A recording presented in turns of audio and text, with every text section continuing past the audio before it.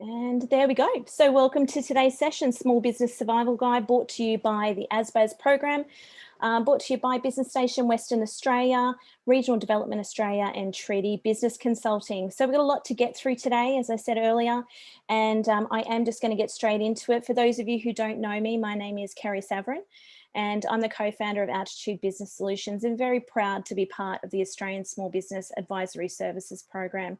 Our business is centred around educating small business owners in the digital space, so this program goes along very nicely with that. If you have any questions, please put them into the chat. You will notice that you've been muted with the videos turned off for the comfort of the recording, and everybody who has registered today will receive a copy of the recording. Now, you're in the right place if you are ready to learn some tips on how to save a little money and thrive during challenging times. And I know the last year, some businesses are saying they've been through their challenging times and they're out the other side, where some of them are just saying this next couple of months is going to be going into my challenging times.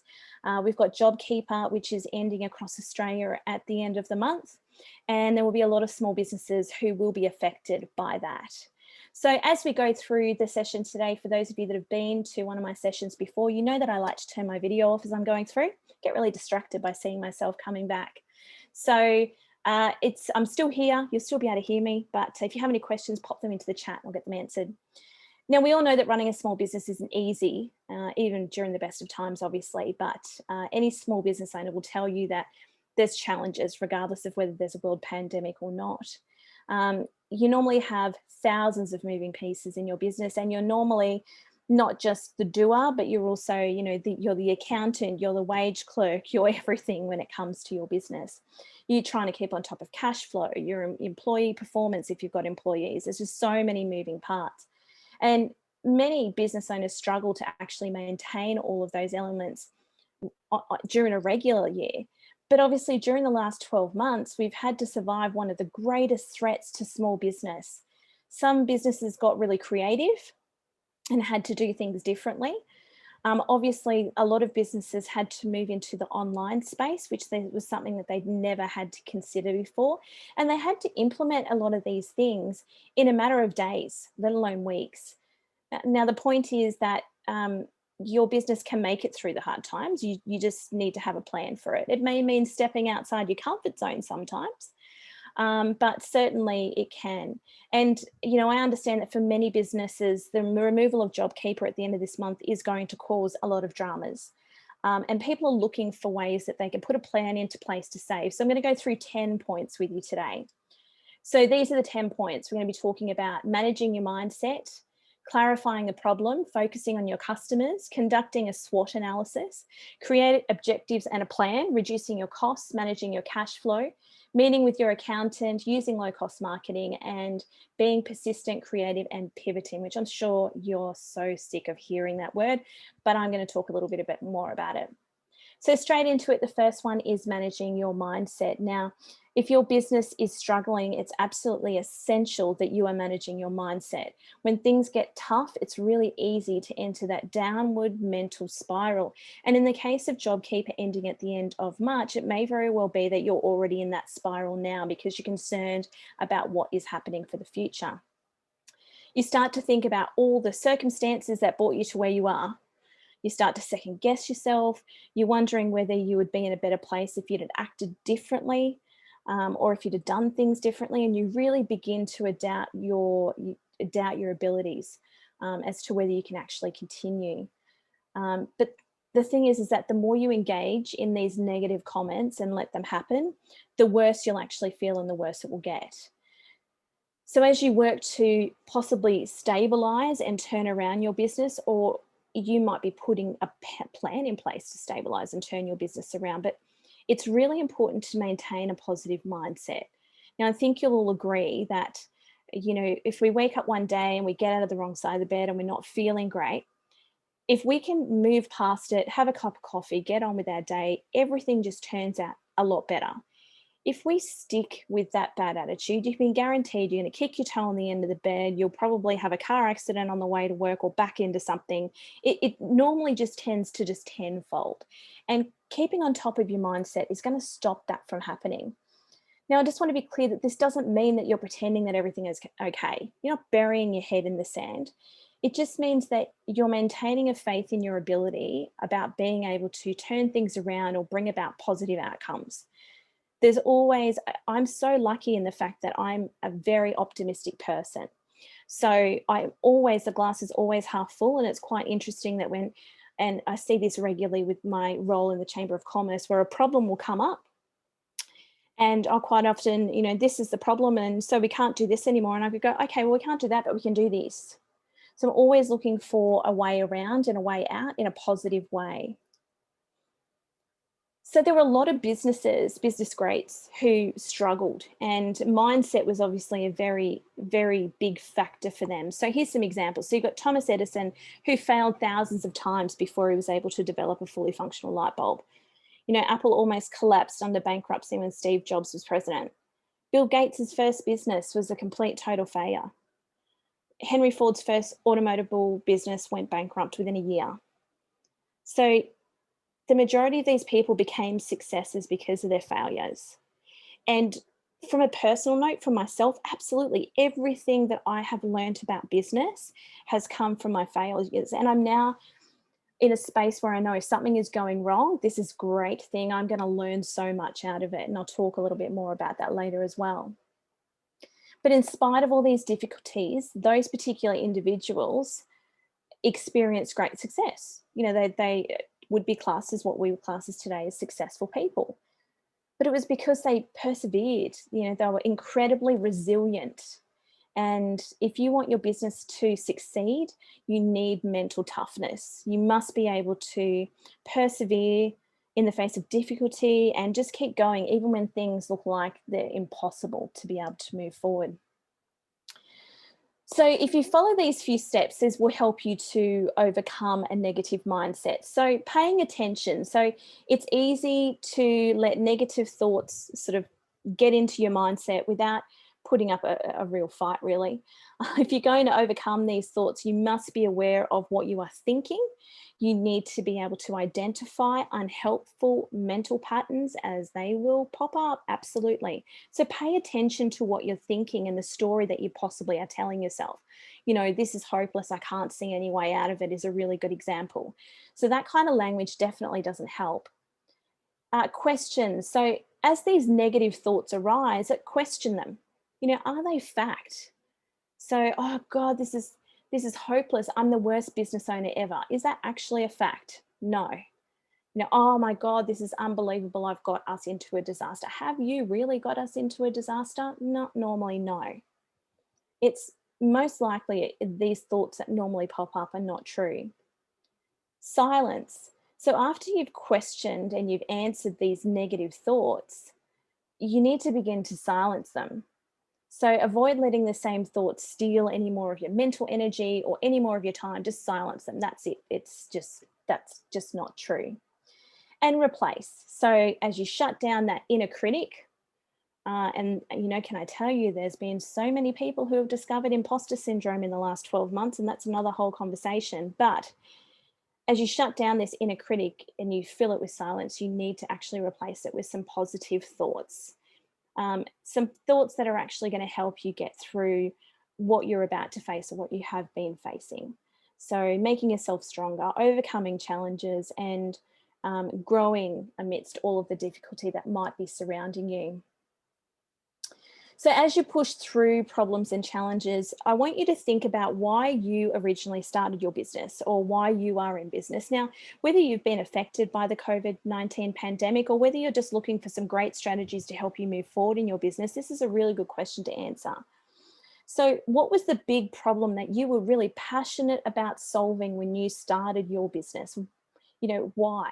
Why did you start a business? I'll give you a really good example. I had a mobile spray tanning business for a little while, which not for many people know. And when I say a little while, it was about 6 or 7 years. The reason why I started that business is because I really enjoyed how getting a fake tan made me feel. So I used to often go and get spray tans. And I started a mobile business because I realized that there was a problem that when you go to the salon and you get your mobile spray tan, you could damage it on the way home in the car. You get tan all over the seat of the car. But I also found that there was a level of service, there was just a level of service that was missing from that industry for me. And I'd been to many salons and had it done. Some people would allow me to walk out of their salon with a shower cap on my head. There were other people who I would go and get a spray tan with and I'd never hear from them again. There'd be no follow-up, or if I had a problem, they weren't willing to help me or answer my call. So it took me a very long time when I started this business to actually get out of it, because my clients were so impressed by my service that I was giving, because I always made sure that the tan was perfect before I left. And if you have any problems, give me a call. Very rarely did anybody call me, but the fact that they could just meant that the service was there. That was my real why for starting that business. It was difficult to get out of because everyone was like, please don't, there's no one else who does this. But that was my why for starting it. The problem was that there was no customer service in that industry and there was no mobile places around where I was locally. So that was the problem. So what motivated you to take the risk of starting your own business? You know, you could have played it safe and just gone and worked for somebody else, but what made you, what was your why? Why did you start this in the first place? So the second point we're going to talk about today is clarifying the problem. Now, before you can identify any solution, you need to clarify the problem. So why is your business struggling in the first place? You know, if you don't have clarity on what that problem is, you won't know what steps to take to save your business. Now, it's very easy to pull the COVID card here and go, well, COVID-19 happened, but COVID-19 happened for a lot of businesses, and some businesses have, changed tactic and are surviving very well. And some of them are even thriving more so than what they were beforehand. So what is the problem? What is the actual problem with the business? Not, oh, well, COVID-19, but what was the problem that came from that? Now, if you take some time to think about how you got to where you are currently, what happened that you didn't anticipate and what things went wrong? Oh my God, the list would just be so long at the moment, wouldn't it? Now, under normal circumstances, there's a pretty common list of problems. So we can fit COVID into these. So a market changes. Well, essentially when, you go into lockdown, this market changes dramatically. So the market change that was out of your control. Okay, so another one would be failure to understand your target customer or market. That's another reason why the business would not. I can see I haven't adjusted that slide there. Please ignore the business greats who struggled wording at the top. That's not supposed to be there. Poor pricing strategy. So maybe underpricing your services. Or one of the biggest problems I see is going, well, I'm going to start a business and it's going to be a cafe and down the road they're selling bacon and eggs for $10, so I'm selling it for $10. Little do you know the place down the road is actually going broke. So having a poor pricing strategy can be an issue. Insufficient funds. So you can't start a business on thin air and you need to have a cash flow. Yes, some businesses you need a lot less cash flow than others. But certainly you need to have some sort of cash flow. Or the other thing is too much growth. So some businesses grow so exponentially so quickly that they don't have the processes or anything in place to be able to move forward or get the most. They get so far and then it all just falls apart. And a lot of the time it's like we blame the staff or we blame this, or it just got so busy I couldn't handle it. That's the kind of wording that I hear when I'm talking to people that have had too much growth in their business. And many of you on here today might be looking at that and going, well, that's not an issue. Too much growth, gee, I wish I had some of that. But if you've been in a situation where you've grown fairly quickly, it can be very hard to keep up and exhausting at the same time.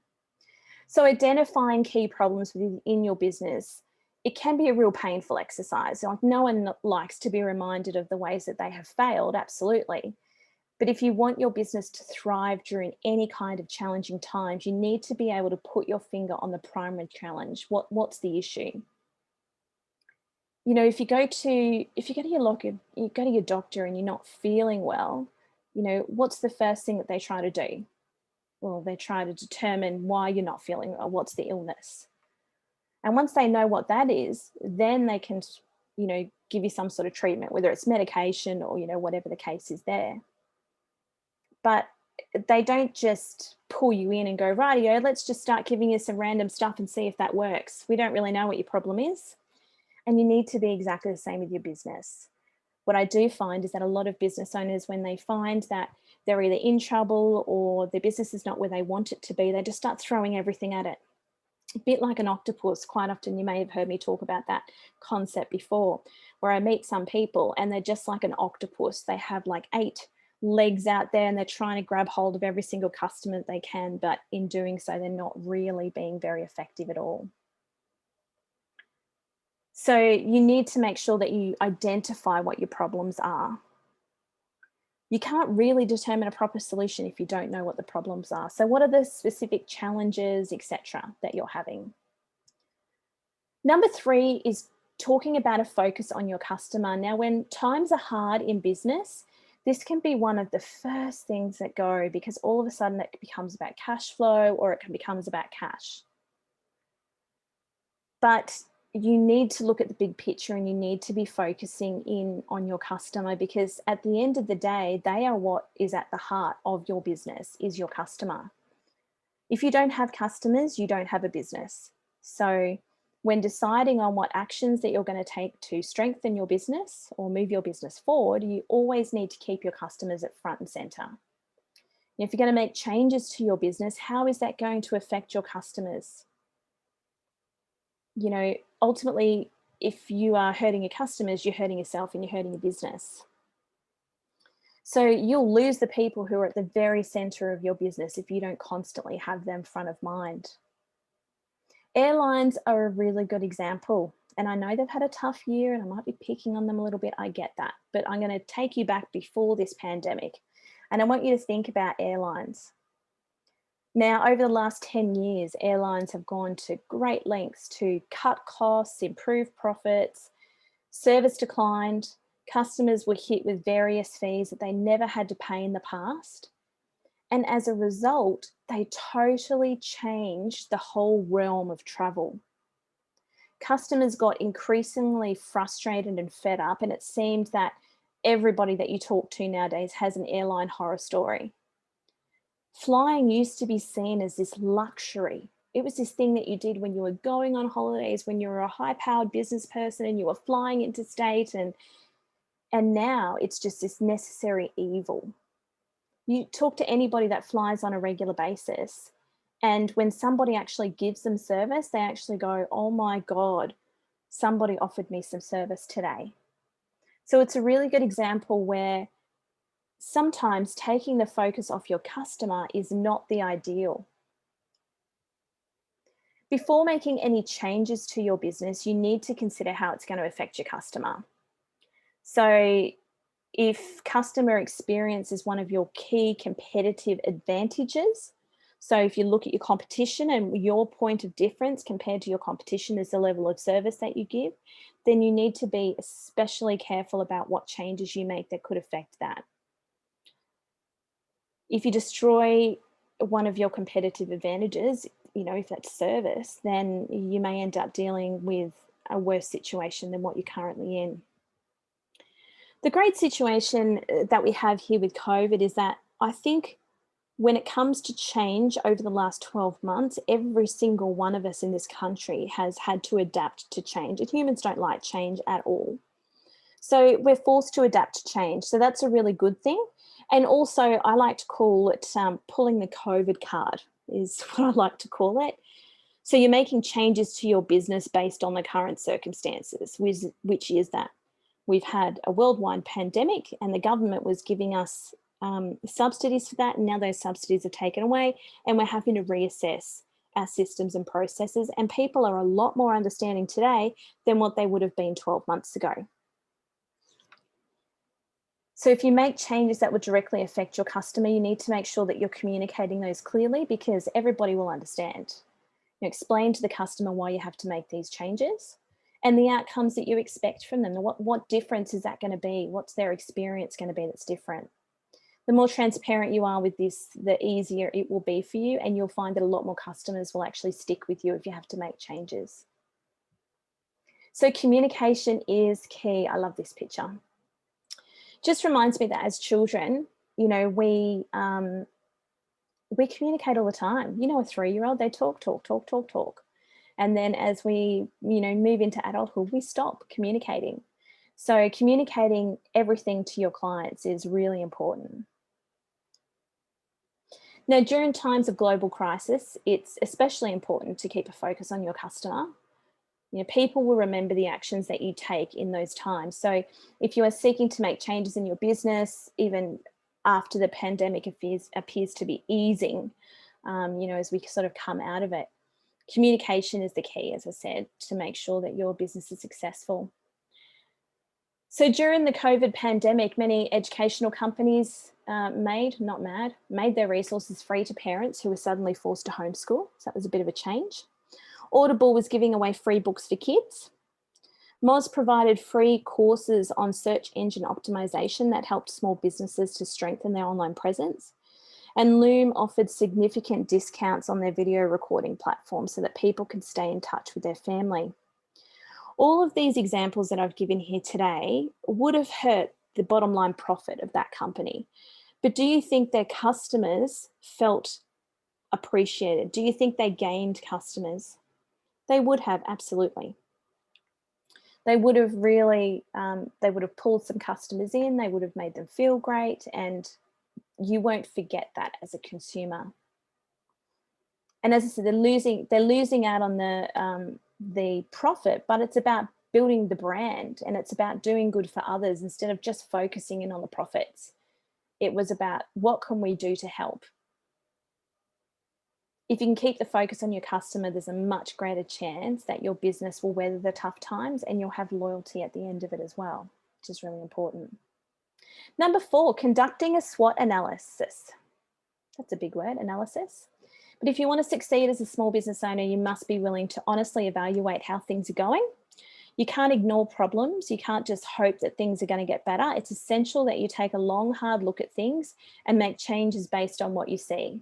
Now, for those of you that haven't heard of SWOT before, SWOT analysis provides you, I guess, with a bit of a framework for analysing your business, and it helps you identify what it is, you know, what is and isn't working, I guess, in your business, essentially. So let's have a look at how easy it is to do. Simply, I want you to have a piece of paper, and you just literally set it out like this. You just put a cross in the middle, and you put on the top left-hand corner strength, top right-hand corner weaknesses, bottom left opportunity, bottom right threat. Now, strength, these are things that you have control over, and they're working well in your business. So, you know, you want to focus and try and develop in these areas. And I'll give you some examples. Some examples would be, you have an effective sales team if you have people that are working for you. You have a particular piece of technology, which is great. You've got a proven marketing strategy, that's a strength. You've got powerful systems and processes in place, and you have a strong customer base. So that's just some examples of some strengths there that you could write down. You've got weaknesses. Now, these are things that aren't working well in your business. So your goal is to change or eliminate any of these so that you don't continue to damage your businesses. So an example would be an ineffective marketing strategy. High production costs is another one as a weakness. Low profit margins. So if you're selling a product, and there's a low profit margin. Poor customer retention, so you don't have return customers. Customers come to you once, they buy your product, that's it, you never see them again, or they use your service once, you never see them again. And inefficient internal processes, that's another weakness as well. Then you've got opportunities. Now, these are external factors that have the potential to benefit your business. The more you can capitalize on these types of opportunities, the more success that you'll actually have. So some examples of opportunities would be new technology. Obviously, there's been a whole heap of new technology that's been introduced in the last 12 months. So there's an opportunity for you to use some of it. Less competition, and this could be a bit of a sad factor. It could be that some of your competition is no longer around, or they've chosen to go in a different direction. Maybe there's fewer tax or government charges. So, you know, you need to have a look to see what sort of rebates are being given as we come into this kind of area where we're trying to build up again. Is there any new markets? Is there any new areas that you could go into? Or is there an improved economic environment in one particular section of your business? Threats. Now, these are external factors that could possibly hurt your business. Thanks, Christina. Christina just put another comment in the chat there for everybody that in tourism, there's actually more competition. That's really interesting to hear. So threats, as I said, external factors that could hurt your business. So you need to either avoid these or adapt to them, pretty much. So here we go. Here's one for you, Christina. Increased competition. So this is an example of a threat. This is a threat to your business. When more businesses open up in your area, in your niche, then that's increased competition. Changing customer preferences. So maybe things have changed in your space. A really good one for my business as an example is before COVID, we were completely pretty much one-on-one or one-to-many, which meant we were running either workshops that we were running or we were doing one-on-one appointments, and pretty much the customer has changed and they prefer to just do everything online now. So worsening economic conditions. I've put lockdown in here or even a recession. So, you know, all of a sudden you have to go into lockdown for 3 days. And I'd like to think that that won't happen again, but you just can't be too certain. I would be putting that down as a threat for everybody right now. New regulations that may have come out. So there may be some, you know, new things that have come out that you need to consider, or significant technology changes. So, you know, there's a significant change in your niche in relation to technology that's a bit of a threat. So performing a SWOT analysis, it is a bit of hard work because you need to be absolutely honest about your current state of things and your situation. But just remember, this piece of paper is just for you. So it's a real clear-headed analysis, and it will really help you overcome your weaknesses, and it will help you capitalize on your strengths. Some people actually don't realize what their weaknesses and strengths and everything are until they sit down and do it. You'll be able to take advantage of unique opportunities. So once you've done your SWOT analysis, obviously the next thing to do is create objectives and a plan. So you're not going to sit down and do all of that work and then not come through with a plan. So if you follow these, a few little steps that I have here for you will help you with that. So start with your strengths, then you're going to look at your weaknesses, move on to your opportunities, and finish with your treats I've got there. That should be threats. Another spelling error here today. So when you're starting with your strengths, you know, how are you going to double down on things that you're doing really well? Are you going to increase those things that you were good at? You know, does your sales team have a really high close rate and you need to get them in front of more people? Or do you need to focus on getting more prospects in? Do you have a large email list that you could work with, or working more with converting them? With your weaknesses, like how can you change? How can you minimize or even eliminate any of these weaknesses or problem areas? Is your profit margin too low? Is that something you need to change? Do you need to change suppliers? Do you need to change a product? Do you need to consider dropping a product? Do you have trouble keeping customers? Build out a customer retention strategy. Opportunities, is there a new market that you could move in? Could you drop one product and increase on another one? You know, can you implement a new technology that will help you be more efficient? And threats, how are you going to avoid? How are you going to prepare for these threats happening? You know, one of those things up there was lockdown. What steps are you going to take so that if something does happen, you're ready to you know, be there ready to go? Could be a pricing threat as well. Do you need to change your pricing strategy? That could be another one. That could be another threat also.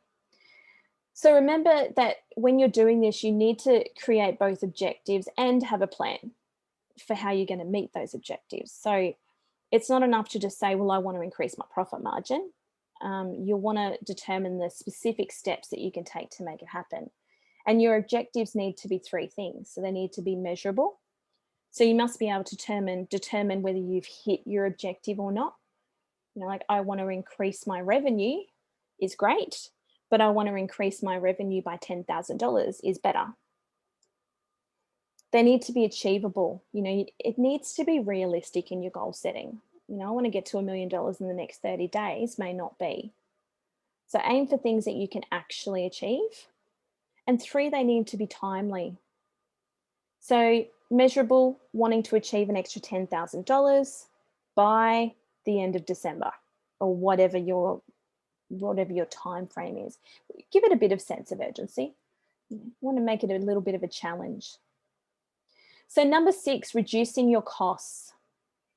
If you want your business to survive, During any kind of difficult times, obviously you need to consider reducing your costs. And going back to the airplane example that I gave a little bit earlier, I'm not talking about reducing them so much that you take everything out of it, but having a look at some easy things that you can reduce your costs can make such a huge difference to your business.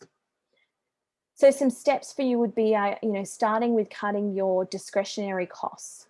So these are costs that aren't necessary to run your business. A good example would be meeting your clients at a cafe and buying lunch every day.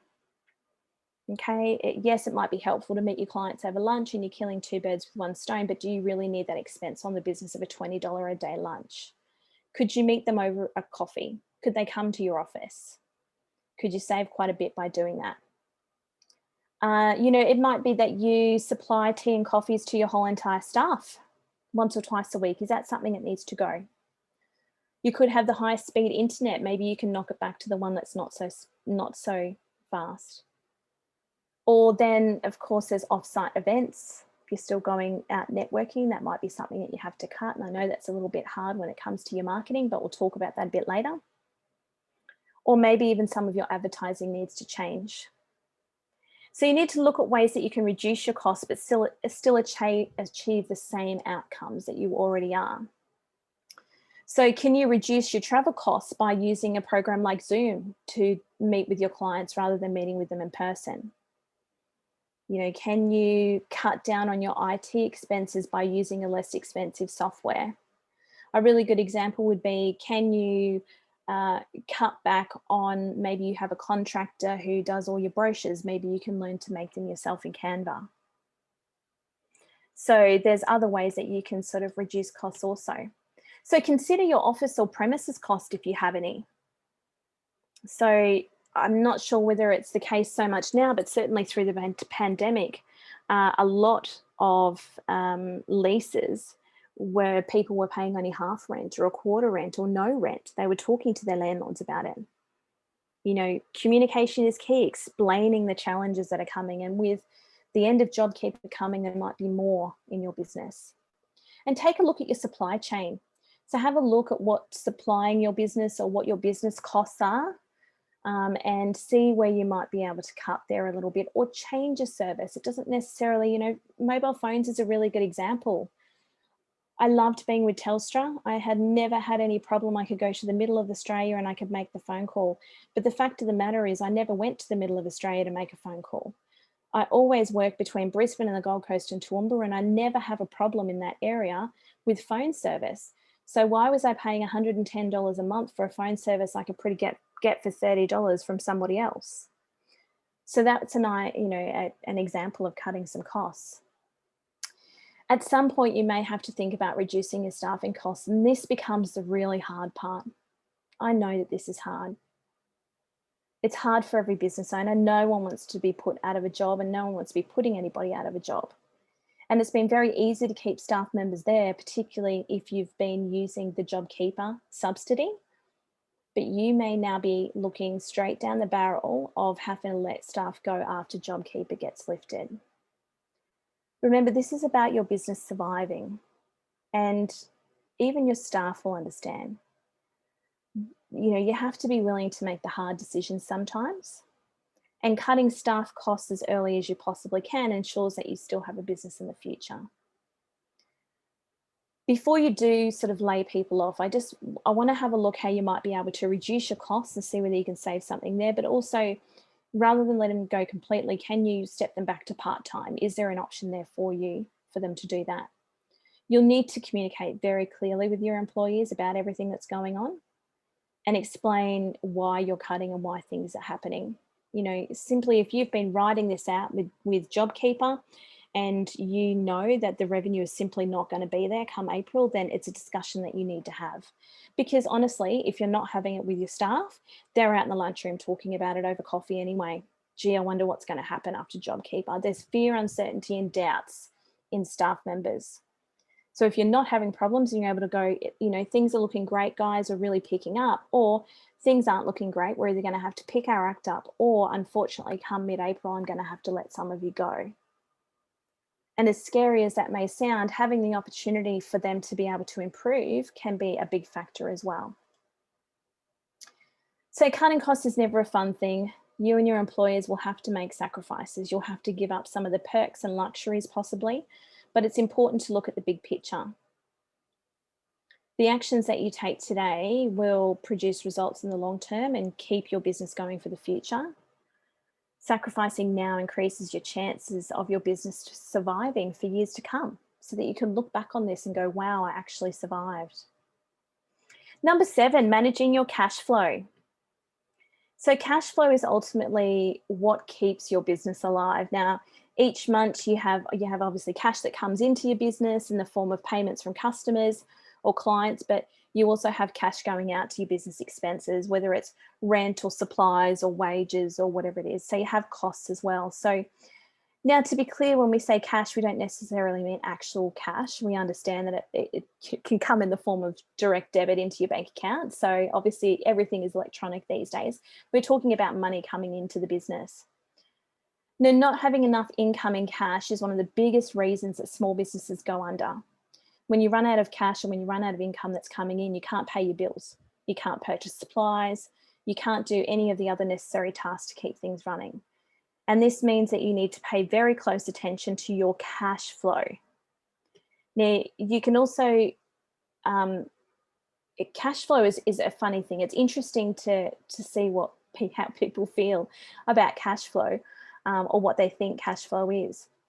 But here's an example. So this is how you calculate your cash flow. You take your total sales, so your total revenue that's coming in, and you take off your total costs, and that equals your cash flow, not your profit. I'm being very clear here. That is your cash flow. It's not your profit. A lot of people look at that. GST inclusive, GST exclusive, it doesn't matter. If you're going to start with your total sales inclusive, then part of the cost is that GST has got to go out, essentially. But this becomes your cash flow, not your profit. So in your total costs, if you're a business owner and you are not paying yourself as an expense, then that could possibly be where a problem is as well. And I'll be completely honest with you. I had a cafe and I never used to pay myself. For the first 2 years of having that business, I would look each month and I would go, what's at the end of the month? That's profit. That's how much I've made. And that's how I pretty much figured it out. But I realized very quickly that that was not necessarily the case, because I needed some cash flow. I needed some cash there to possibly purchase more things, for the next month or to keep going. So your wage needs to be included in those total costs. So if you're going to pay yourself a wage, then that will give you your true cash flow figure. So to give you an example here, this is an example of a cash flow equation. So $10,000 has come into the company, $6,000 has gone out in expenses, and you've got a $4,000 cash flow there. Now, if you were a business that is a service-based business and you don't have an office, your cash flow figure might look a little bit more like this. You got 10,000 coming into the business, 4,000 going out, and you got a $6,000 cash flow. So having this cash flow is really important. And if you do have a business where you don't have this kind of cash flow, and I completely understand, I've had those myself, then you may need to consider selling some of your assets. So if you're struggling a little bit with cash flow, you can sell some of your assets to bring in some additional cash. For example, you could sell a company vehicle or something along those lines if you've got a company vehicle. A really good example of this during COVID-19 would be local sporting clubs. So your local sports clubs or your local bowls clubs or your local RSLs. Obviously, they were highly affected during COVID because they were put into shutdown for the longest period of time. What was it, 12 weeks or 13 weeks they were in lockdown for. So what they did is a lot of those decided to sell some of their poker machines. So great money, great return in that for them. There were people out there who were willing to buy them. So that's how they got some cash flow into the business to keep them alive. You could get a line of credit. You could get a credit card. You could have a credit card. Look, it's not something that I recommend. It's not. If you're going to be the kind of business, I did have a credit card cash flow when I had my cafe, and it was every month that cash flow got paid off. So I never had an issue with having bad credit, but it's a very, very easy trap to fall into. So I prefer not to recommend that you use credit as a line of cash flow for your business. Point number 8, meet with your accountant. Your accountant, your bookkeeper, but certainly your accountant. As you work, you're trying to work on stabilizing and strengthening your business, and your accountant can be very, very wise in this area. They can help you implement money-saving tax strategies possibly. The tax system, particularly here in Australia, is extremely complicated when you're running a business, and there's a number of ways that you can actually benefit. So you need to have a talk to them to find out what they are. So examples would be, maybe changing the depreciation method that's used on your assets. That could be one. Deferring some income to the following year. Restructuring your business and maximizing your expense reductions. All these things that you can talk to about your accountant. Tax, when it comes to tax, I talk to my accountant every year. Can you see any way, go and sit down, can you see any way that we might be able to save money for the next year? Give me some advice on what we can do. They may be able to help you secure some sort of government financial assistance as well. And what I mean by that is that there is quite a lot of like local, state and federal government grants and stuff that are out there that are available that a lot of accountants are actually across, so that they know, and bookkeepers the same as well. If you've got a really good bookkeeper, particularly one who may possibly be studying to be an accountant in the future, they will know all the grants and what's available for you, and will be, obviously able to guide you in the right direction as to whether you are able to meet the criteria for that as well as a business. But an accountant will help you think through any critical financial decisions and help with your decision making. Under normal circumstances, they won't guide you.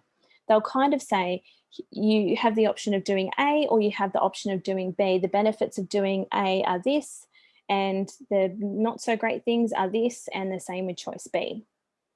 So it can be really helpful to have that person who is great with numbers be able to go through and assess everything with you as well. So if you're not meeting with your accountant at least once a year to discuss, you do this year's taxes, and then arrange to sit down and have a chat with them and say, where could I have saved some more money? What did I need to do? Putting more money in super is a really great idea. It could be that you're on that cusp of you need to put more money into super, so that you can save, get your tax bracket down, all of those things. Number 9, using low cost marketing. Marketing is a really double-edged sword, especially when you think that your business is headed in the wrong direction and you're trying to change that. On one hand, it costs you money to get your company name out there and to actually do marketing. But obviously the money that you spend on marketing could possibly get people back in. So it's kind of one of those things. So you want to make sure that you're connecting with as many possible customers as you can, but you want to do it in a cost-effective way also. So what should you do when your business is struggling? Should you cut your marketing budget completely, or should you double down on marketing? This is going to sound silly, but the answer to that is actually yes. It's yes to both of them. And the reason why is you should look at using low-cost marketing to cut your budget but increase your efforts. Does that make sense? So traditional advertising methods such as maybe TV, radio, or even billboards or newspaper, I'm going to chuck that in there as well, they tend to be pretty expensive, right? If you wanted to have a billboard on the M1 halfway between Brisbane and the Gold Coast, it's going to cost you a pretty penny. So it may very well be that you don't need to use these strategies to get in front of more customers. There are other techniques that can be just as effective, but at a fraction of the cost. And I think you all sort of know where I'm heading, but some low cost marketing ideas. Number 1, this is something that none of us do often enough. Regularly ask your existing clients for referrals. This can be huge. And we often just forget to go, do you know anybody else that could use our services? We'd love to be able to help someone that you know out. But it's one of the most things that our customers actually respond to.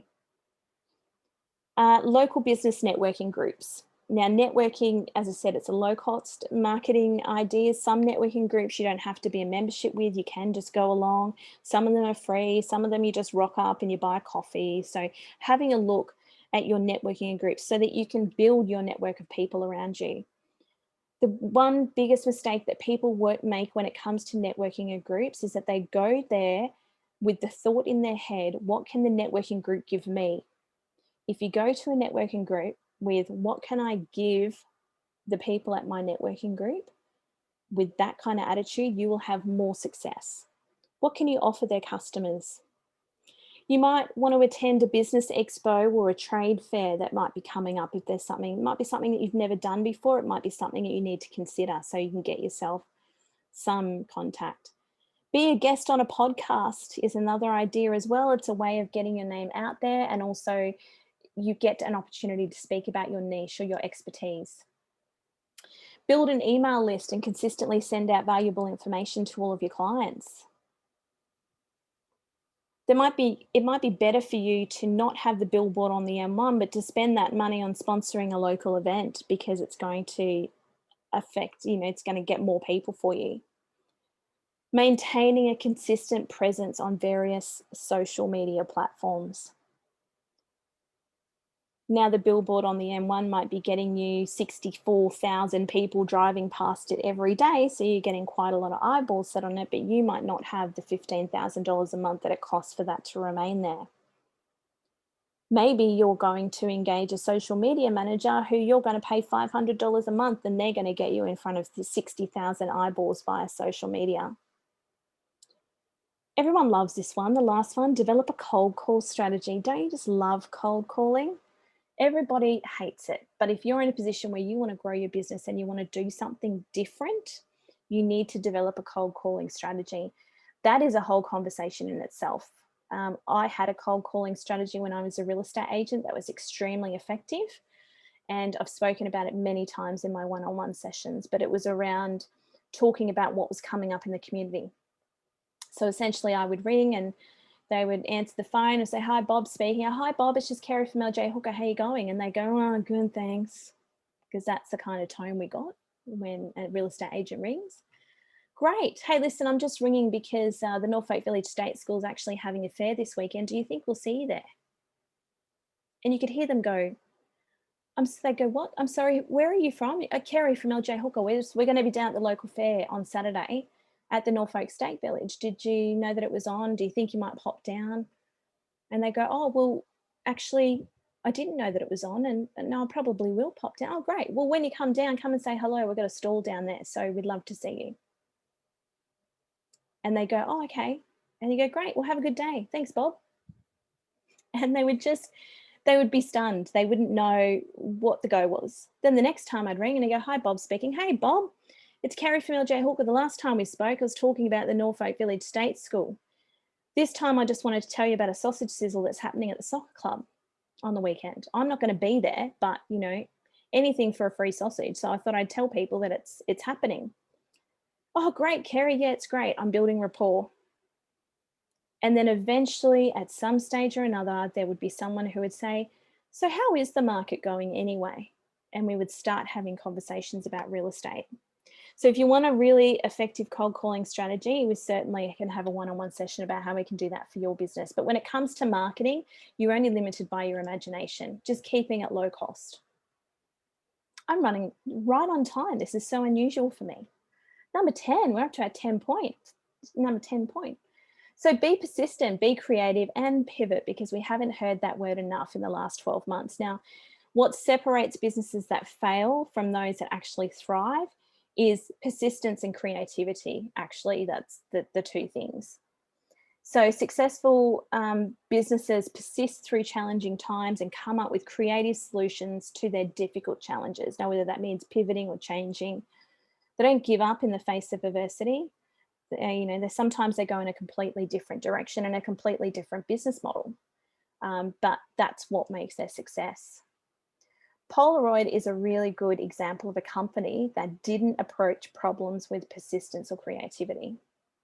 They failed to pivot or even make a change when it really mattered.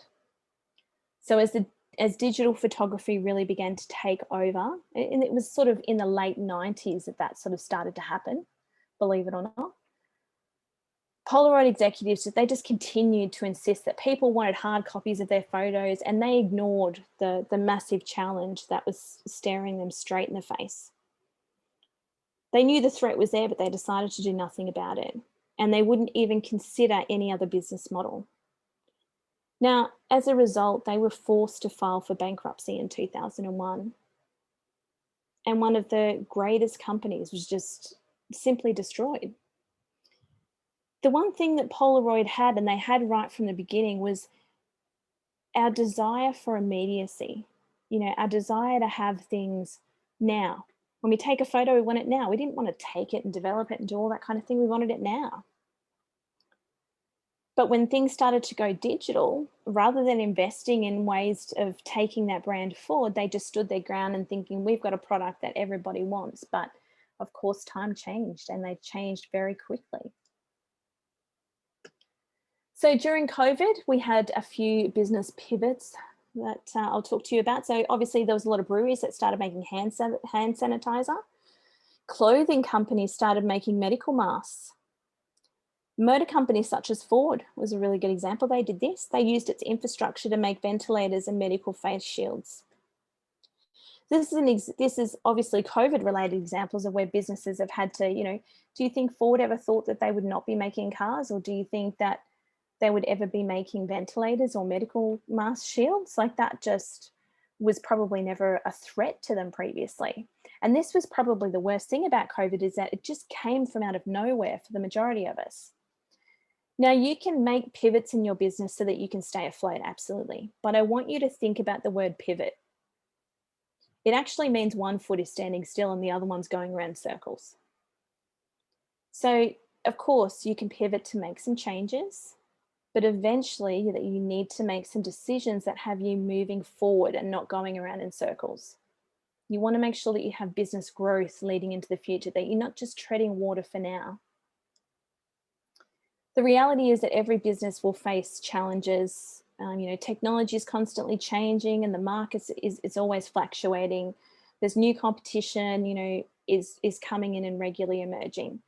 So there's always going to be competition, but it's about how you, I guess, manage your mindset and do all of those things that helps as well. The difficulties don't need to sink your business, but you do need to act. If you want your business to survive in the storms, it's important that you take action immediately and don't wait. This slide here, it says action changes things, and it absolutely does.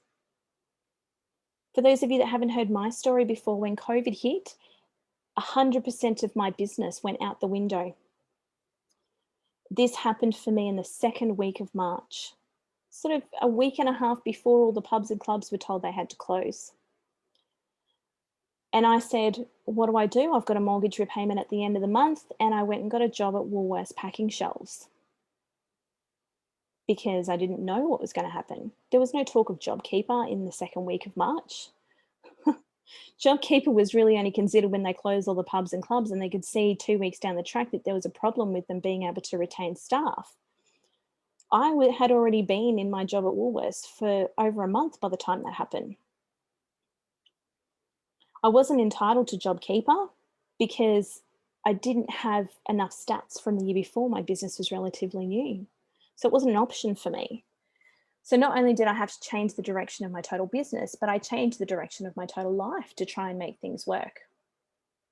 So these are the 10 things that we've gone through today. The business survival guide, managing your mindset, clarifying your problems, focusing in on your customers, conducting a SWOT analysis. And I suggest that you do that regularly, at least every year, along with meeting your accountant, point number 8. Be creating a plan, reducing your costs. Some of this you sort of went, oh, that just seems so, of course we're going to reduce our costs, but actually sitting down and doing it. And particularly if you think leading into JobKeeper not being there, if you've got staff that there's going to be some pressure, now's the time to start looking at those reductions. Using low cost marketing. But, you know, number 10, be persistent. Don't be ridiculous either, though. If you are at a point where you can see it's time to close the doors, it's much better to close the doors yourself than have somebody else close them for you. Talk to your accountant, see what position that you are in and whether that is an option for you, a better option for you. Depending on how your business is set up, it can quite often be a better option for you to walk away and close the doors, as bad as that sounds. Options for you guys though, attending today, obviously you've come through the ASBAS program, so you know a little bit about it, but I just like to refresh everybody as they come through. So you could have a 1 hour one-on-one session. Obviously they are still $66 through the program. You could attend 2-hour workshops. I think they're $24.19 at the moment for 2 hours, and they're normally really good. Or we have these fabulous free webinars, which are happening at the moment. Now I'm just putting a link into the chat now for everybody. If you're interested in having a one-on-one session and maybe having a bit of a strategic plan about your business moving forward and bouncing with some ideas, you might like to book in a one-on-one session as well. The program makes it extremely affordable. Our one-on-one sessions that we charge for are $440. So at $66, it's certainly a great pricing there as well. My next free webinars that are coming up, I'm going to put another link in there that will just lead you to all of my free ones that are coming up. But the next one that I have coming up is on Canva for beginners. It's on Tuesday, the 16th of March. And it's a free webinar, and you can see the times there for the different states as well. After that, I'm doing another one, which is Supercharge Your Blogging. This is actually quite a popular one. You will get everything, including a plan, if you are considering blogging for your business as well. So I want to say thank you so much for joining me today, guys. Firstly, thank you for so many of you being on time, and obviously the majority of you stayed for the whole entire time, but I hope you got a lot out of that today. If you do have any questions, I'm happy for you guys to put them in the chat now before we end, and remember that there's no silly question in my eyes. But otherwise, you might like to connect with me via the social media platforms. So I'm on LinkedIn, Facebook, and Instagram, and I'm also a little bit addicted to Clubhouse as well. So if you're not onto Clubhouse yet, I suggest that you get onto that also. It's great to be able to listen to people and get some advice. But this program is obviously brought to you by the ASBAS program, which is a federal government funded program, brought to you in Australia by Business Station Western Australia, Regional Development Australia, and Treaty Business Consulting. So guys, if that's all, thank you very much. I really hope that you got a lot out of that. And if you haven't set a plan for your business leading into the end of JobKeeper going, that maybe this has just given you a set of guidelines that you could follow. And if you have any questions, please don't hesitate to email them to me as well, because I do try and answer the majority of emails that I get through when I'm not so busy. So thanks so much. Glad you got some advice out of it. Thanks, Carissa. Hope to see you there. And it's all good. If you came in late to the recording, you will get a copy of the recording, so you won't miss out on anything. So thanks again, guys. Enjoy the rest of your day, and I hope business keeps growing for you all.